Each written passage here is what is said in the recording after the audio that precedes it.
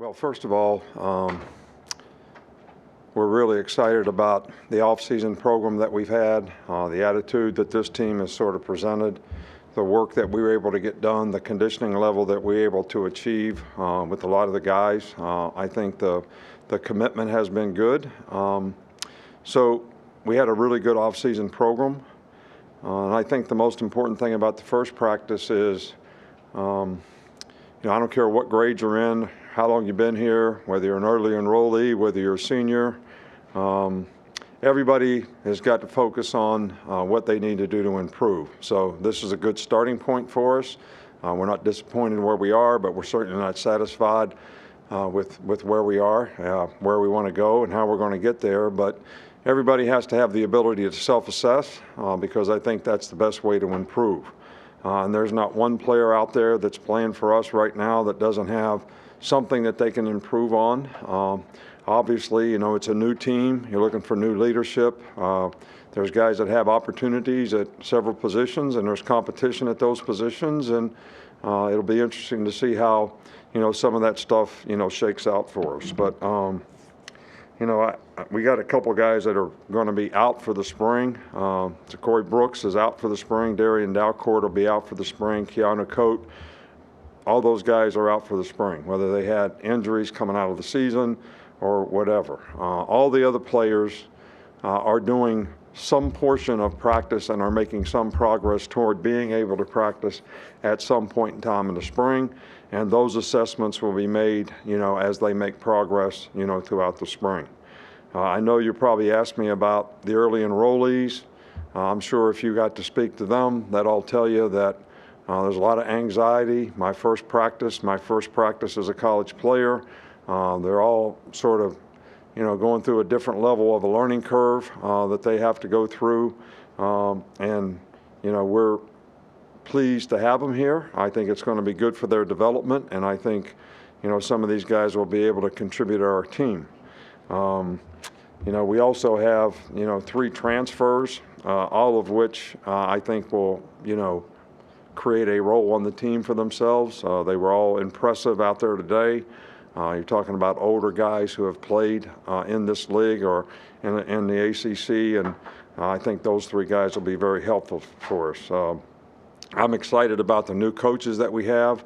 Every one of those guys have made a very positive contribution with their energy, enthusiasm, their knowledge, how they've helped contribute to, solving some of the issues and the problems that we sort of uncovered in self-scout in terms of things that we need to improve on. So we're excited about the staff. We're excited about the new enrollees. We're excited about the transfers.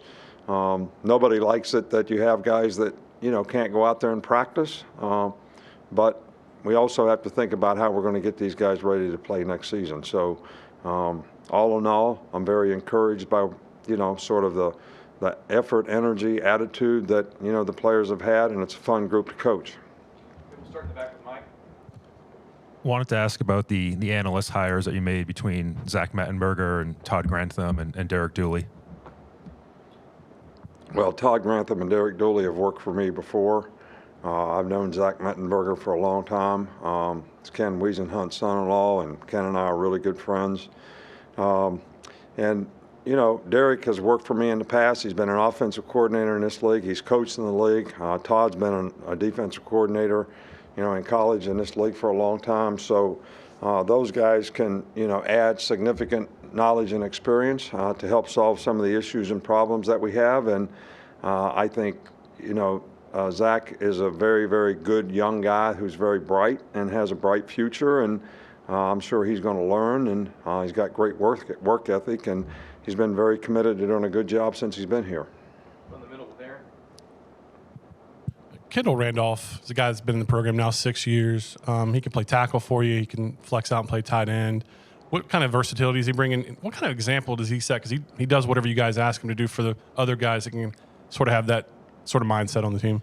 Well, I really love it when, guys like Kendall Randolph, show great resiliency, perseverance to continue to want to try to develop as players, make a commitment to the team to do whatever you need to do to help the team be successful. And, this is one of the guys that I'm most proud of in terms of where he came from when he was a young player to where he is now, to graduate, to become a leader, to set a really good example, to have sort of great goals and aspirations for what he wants to accomplish in the future, and what his focus is and his commitment is to it. I think this is a great example of what college football should be, and he's created a lot of value for himself here by what he's developed into, and we're really, really proud of him, and I'm really happy to have him back.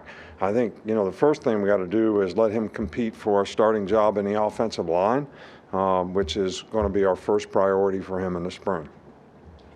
Go on the left, Chris. I want to ask about tight ends coach Joe Cox, and we haven't seen a tight ends coach that's focused on that position, so I'm wondering, is the position got more important, or is that just kind of the way it worked out with his coaching staff? Well, philosophically, I think, we've had different blends of staff here, and, we had 6 coaches on offense, and Mike Loxley walked around, so to have the special teams coach be the tight end coach still gave you 5.5 coaches on offense. As the staff transpired, we ended up with an extra coach on defense.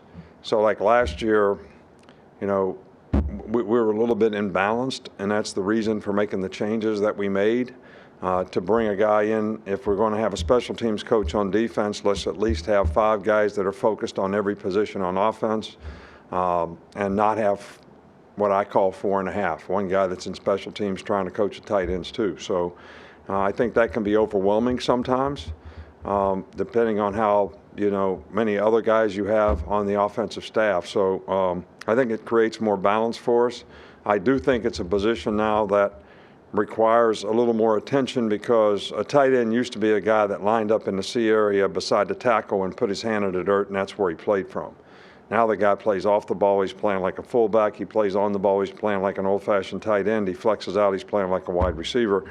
So I think that for those guys to get a little bit more focused attention is probably really important.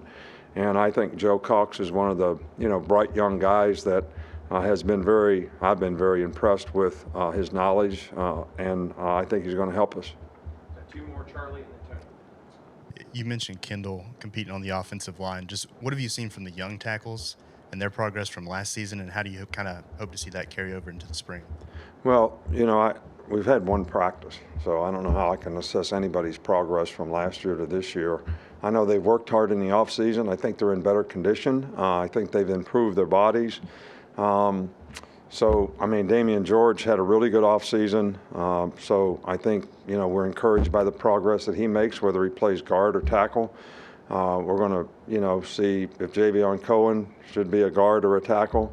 We'll see if J.C. Latham should be a guard or a tackle, Kendall Randolph to be a tackle.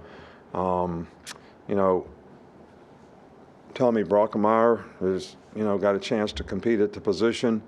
He was kind of in and out a little bit, fighting some injury things in the offseason, but we think that, he'll be able to make progress in the spring. So there's a lot of competition at the position, and, quite frankly, we're moving a lot of guys around to try to see how we can get the best 5 guys out there to play. So, and I'm not disappointed in the progress that any of them have made to this point. Finish up here with Tony. I'll stick on the offensive line. Your last 4 title-winning teams have had a team captain at center. When you're looking to put together the best 5, is that one of the first places you look, is to kind of establish that center position and kind of move out? Or Well, I think center position is always important, but we have 2 guys that started significant games last year that are both centers. So Darian Dalcourt played really well last year, and so did Seth when he got the opportunity to play. So, Darian's going to be out in the spring, but when he comes back, Seth's a good leader. He's a tough guy.